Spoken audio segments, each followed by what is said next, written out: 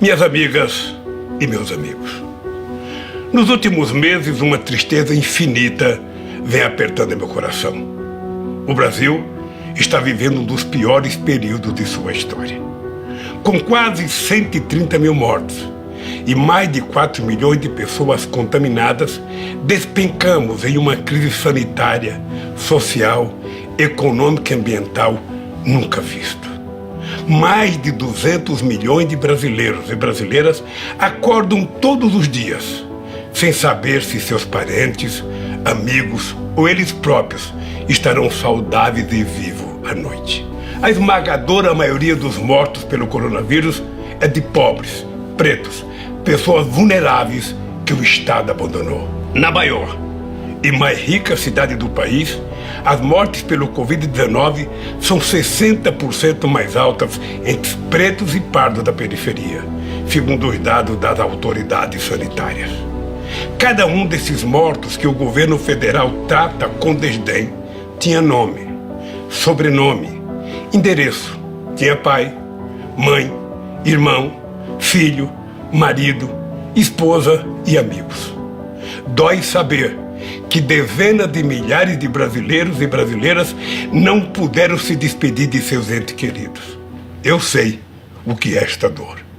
Teria sido possível, sim, evitar tantas mortes. Estamos entregues a um governo que não dá valor à vida e banaliza a morte. Um governo insensível, irresponsável e incompetente, que desrespeitou as normas da Organização Mundial da Saúde e converteu o coronavírus em uma arma de destruição em massa.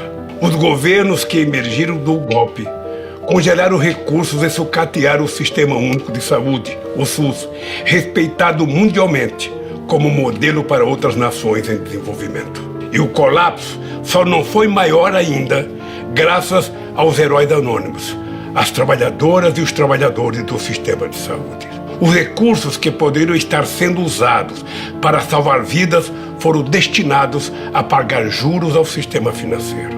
O Conselho Monetário Nacional acaba de anunciar que vai sacar mais de 300 bilhões de reais dos lucros das reservas que nossos governos deixaram. Seria compreensível se essa fortuna fosse destinada a socorrer o trabalhador desempregado ou a manter o auxílio emergencial de R$600 enquanto durar a pandemia. Mas isso não passa pela cabeça dos economistas do governo. Eles já anunciaram que esse dinheiro vai ser usado para pagar os juros da dívida pública. Nas mãos dessa gente, a saúde pública é maltratada em todos os seus aspectos. A substituição da direção do Ministério da Saúde por militares sem experiência médica ou sanitária é apenas a ponta do iceberg. Em uma escalada autoritária, o governo transferiu centenas de militares da ativa e da reserva para a administração federal, inclusive em muitos postos-chave, fazendo lembrar os tempos sombrios da ditadura. O mais grave de tudo isso é que Bolsonaro aproveita o sofrimento coletivo para sorrateiramente cometer um crime de lesa pátria. Um crime politicamente imprescritível. O maior crime que um governo pode cometer contra o seu país e seu povo. Abrir mão da soberania nacional. Não foi por acaso que escolhi para falar com você neste 7 de setembro, dia da independência do Brasil, quando celebramos o nascimento do nosso país como nação soberana. Soberania significa independência, autonomia, liberdade. O contrário disso é dependência, servidão e submissão. Ao longo de minha vida, sempre lutei pela liberdade.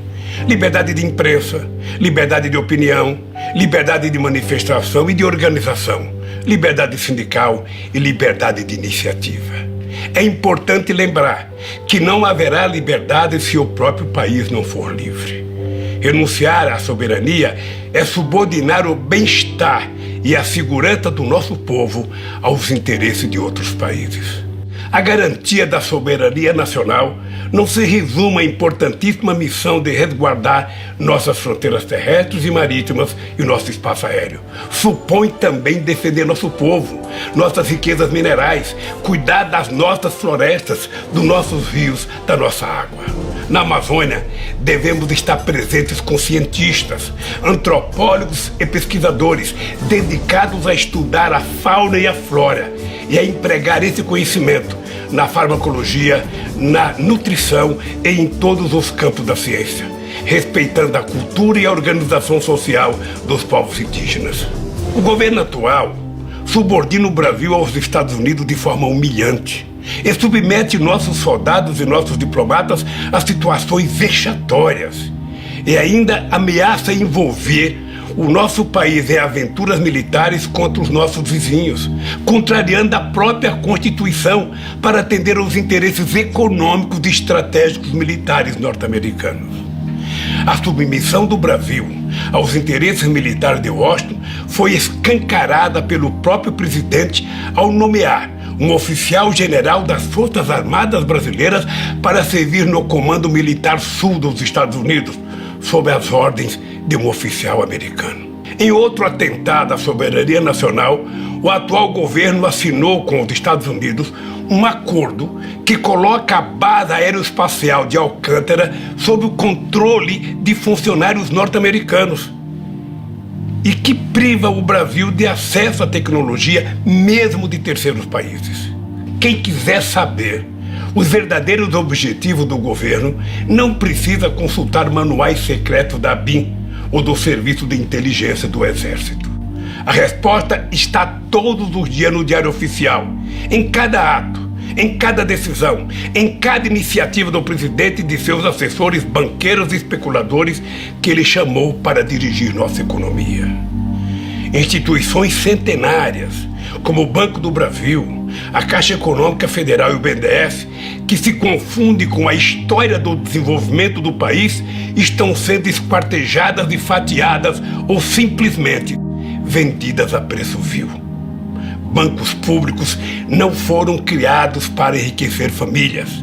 Eles são instrumento do progresso, financiam a casa do pobre, a agricultura familiar, as obras de saneamento e a infraestrutura essencial ao desenvolvimento.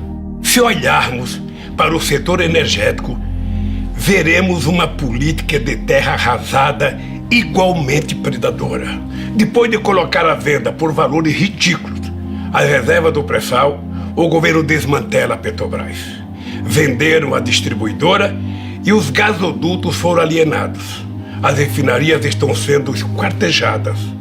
Quando só restarem os cacos, chegarão as grandes multinacionais para arrematar o que tiver sobrado de uma empresa estratégica para a soberania do Brasil. Meia dúzia de multinacionais ameaçam a renda de centenas de bilhões de reais do petróleo e do pré-sal, recursos que constituiriam um fundo soberano para financiar uma revolução educacional e científica. A Embraer, um dos maiores trunfos do nosso desenvolvimento tecnológico, só escapou da sanha entreguista em função das dificuldades da empresa que iria adquiri-la, a Boeing, profundamente ligada ao complexo industrial militar dos Estados Unidos. O desmanche não termina aí. O furor privatista do governo pretende vender na Bacia das Almas a maior empresa de geração de energia da América Latina, a Eletrobras, uma gigante com 164 usinas, 2 delas termonucleares, responsável por quase 40% da energia consumida no Brasil. A demolição das universidades, da educação e o desmonte das instituições de apoio à ciência e tecnologia, promovido pelo governo, são ameaça real e concreta à nossa soberania. Um país que não produz conhecimento, que persegue seus professores e pesquisadores, que corta a bolsa de pesquisa e nega ensino superior à maioria de sua população, está condenada à pobreza e à eterna submissão. A obsessão destrutiva desse governo deixou a cultura nacional entregue a uma sucessão de aventureiros. Artistas intelectuais clamam pela salvação da Casa de Rui Barbosa, da Funarte, da Ancine. A Cinemateca Brasileira, onde está depositado um século da memória do cinema nacional, corre o sério risco de ter o mesmo destino trágico do Museu Nacional. Minhas amigas e meus amigos, no isolamento da quarentena, tenho refletido muito sobre o Brasil e sobre mim mesmo, sobre meus erros e acertos e sobre o papel que ainda pode me caber na luta do nosso povo por melhores condições de vida. Decidi me concentrar ao lado de vocês na reconstrução do Brasil como nação independente, com instituições democráticas, sem privilégios oligárquicos e autoritários, um verdadeiro Estado democrático de direito, com fundamento na soberania popular. Uma nação votada para a igualdade e o pluralismo. Uma nação inserida numa nova ordem internacional, baseada no multilateralismo, na cooperação e na democracia, integrada na América do Sul e solidária com outras nações em desenvolvimento. O Brasil que quero reconstruir com vocês é uma nação comprometida com a libertação do nosso povo, dos trabalhadores e dos excluídos. Dentro de um mês, vou fazer 75 anos. Olhando para trás, só posso agradecer a Deus, que foi muito generoso comigo. Tenho que agradecer a minha mãe, Dona Lindu, por ter feito de um pau de arara sem diploma um trabalhador orgulhoso, que um dia viraria presidente da República, por ter feito de mim um homem sem rancor e sem ódio. Eu sou o menino que desmentiu a lógica, que saiu do porão social e chegou ao andar de cima sem pedir permissão a ninguém, só ao povo. Não entrei pela porta dos fundos, entrei pela rampa principal, e isso os poderosos jamais perdoaram. Reservaram para mim o papel de figurante, mas virei protagonista pelas mãos dos trabalhadores brasileiros. Assumi o governo disposto a mostrar que o povo cabia sim no orçamento. Mais do que isso, provei que o povo é um extraordinário patrimônio, uma enorme riqueza. Com o povo, o Brasil progride, se enriquece, se fortalece, se torna um país soberano e justo. Um país em que a riqueza produzida por todos seja distribuída para todos, mas em primeiro lugar para os explorados, dos oprimidos e os excluídos. Todos os avanços que fizemos sofreram encarniçada oposição das forças conservadoras, aliadas aos interesses de outras potências. Eles nunca se conformaram em ver o Brasil como um país independente e solidário com seus vizinhos latino-americanos e caribenhos, com os países africanos, com as nações em desenvolvimento. É aí, nessas conquistas dos trabalhadores, nesse progresso dos pobres, no fim da subserviência, é aí que está a raiz do golpe de 2016. Aí está a raiz dos processos armados contra mim, da minha prisão ilegal e da proibição da minha candidatura em 2018. Processos que agora todo mundo sabe contaram com a criminosa colaboração secreta de organizações de inteligência norte-americanos. Ao tirar 40 milhões de brasileiros da miséria, nós fizemos uma revolução neste país, uma revolução pacífica, sem tiros nem prisões. Ao ver que esse processo de ascensão social dos pobres iria continuar, que a afirmação da nossa soberania não iria ter volta, os que se julgam donos do Brasil, aqui dentro e lá fora, resolveram dar um basta. Nasce aí o apoio dado pelas elites conservadoras a Bolsonaro. Aceitaram como natural sua fuga dos debates, derramaram o rio de dinheiro nas indústrias das fake news, fecharam os olhos para seu passado aterrador, fingiram ignorar seu discurso em defesa da tortura e a apologia pública que ele fez do estupro.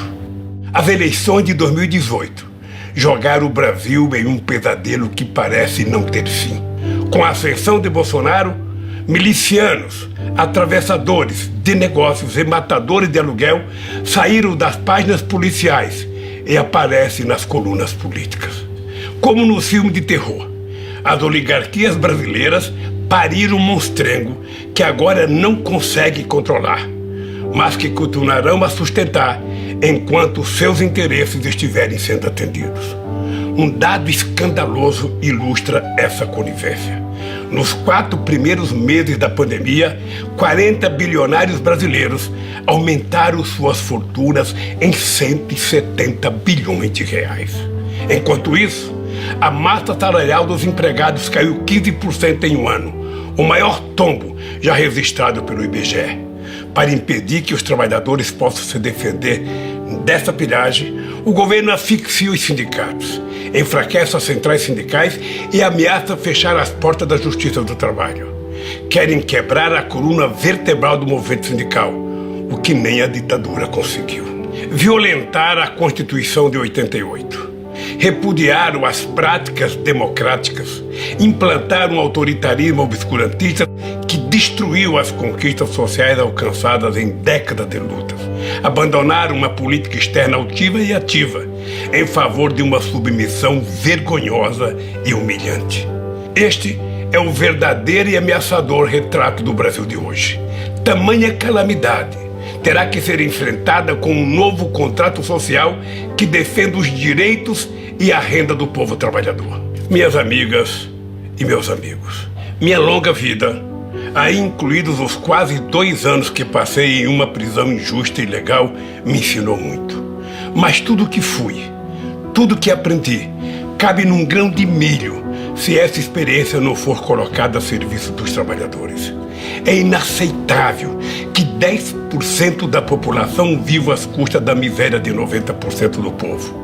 Jamais haverá crescimento e paz social em nosso país, enquanto a riqueza produzida por todos for parar nas contas bancárias de meia dúzia de privilegiados. Jamais haverá crescimento e paz social se as políticas públicas e as instituições não tratarem com equidade a todos os brasileiros. É inaceitável que os trabalhadores brasileiros continuem sofrendo os impactos perversos da desigualdade social. Não podemos admitir que nossa juventude negra tenha suas vidas marcadas por uma violência que beira genocídio. Desde que vi, naquele terrível vídeo, os 8 minutos e 43 segundos de agonia de George Floyd, não paro de me perguntar: quantos George Floyd nós tivemos no Brasil? Quantos brasileiros perderam a vida por não serem brancos? Vidas negras importam, sim, mas isso vale para o mundo. Vale para os Estados Unidos e vale também para o Brasil. É intolerável que nações indígenas tenham suas terras invadidas e saqueadas e suas culturas destruídas. O Brasil que queremos é o do Marechal Rondon e dos irmãos Vilas Boas, não o dos grileiros e dos devastadores de florestas. Temos um governo que quer matar as mais belas virtudes do nosso povo, como a generosidade, o amor, a paz e a tolerância. O povo não quer comprar revólveres, nem cartucho de carabina. O povo quer comprar comida. Temos que combater com firmeza a violência impune contra as mulheres. Não podemos aceitar que um ser humano seja estigmatizado por seu gênero. Repudiamos o escárnio público com os quilombolas. Condenamos o preconceito que trata como seres inferiores, pobres, que vivem nas periferias das grandes cidades. Até quando conviveremos com tanta discriminação, tanta intolerância e tanto ódio? Meus amigos e minhas amigas, para reconstruirmos o Brasil pós-pandemia, precisamos de um novo contrato social entre todos os brasileiros.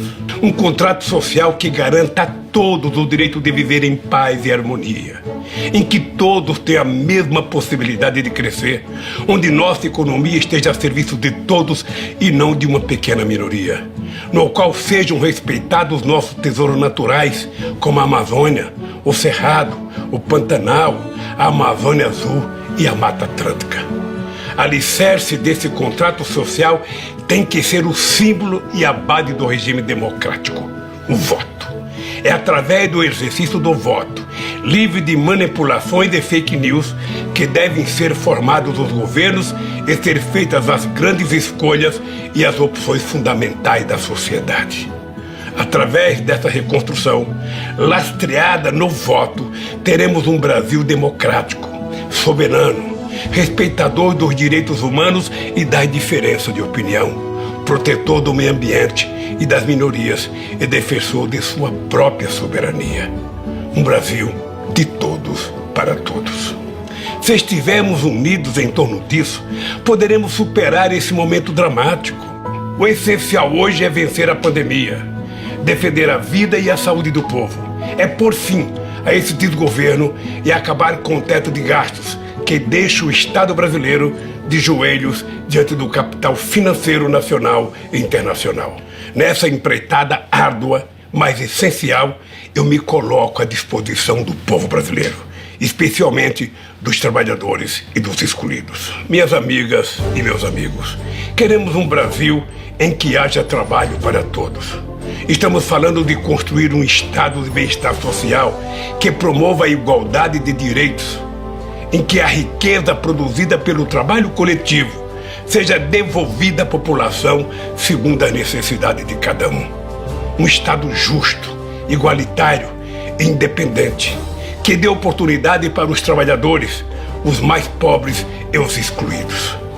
Esse Brasil dos nossos sonhos pode estar mais próximo do que aparenta.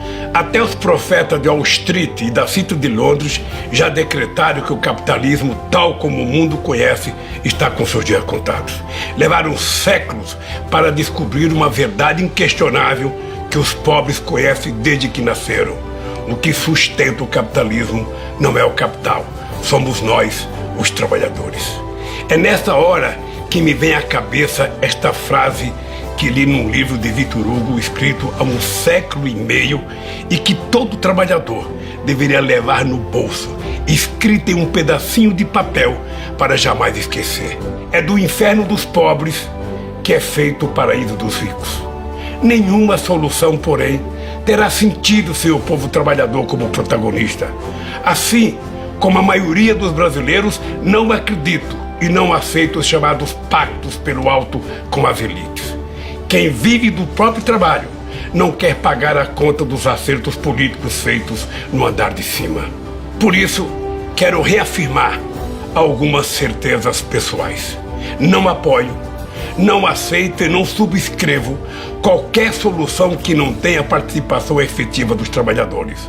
Não contem comigo para qualquer acordo em que o povo seja mero coadjuvante. Mais do que nunca, estou convencido de que a luta pela igualdade social passa sim por um processo que obriga os ricos a pagar impostos proporcionais às suas rendas e às suas fortunas. E esse Brasil, minhas amigas e meus amigos, está ao alcance das nossas mãos. Posso afirmar isso olhando nos olhos de cada uma e de cada um de vocês. Nós provamos ao mundo que o sonho de um país justo e soberano pode sim se tornar realidade. Eu sei, vocês sabem, que podemos de novo fazer do Brasil o país dos nossos sonhos. E dizer do fundo do meu coração, estou aqui, vamos juntos reconstruir o Brasil. Ainda temos um longo caminho a percorrer juntos. Fiquem firmes, porque juntos nós somos fortes. Viveremos e venceremos.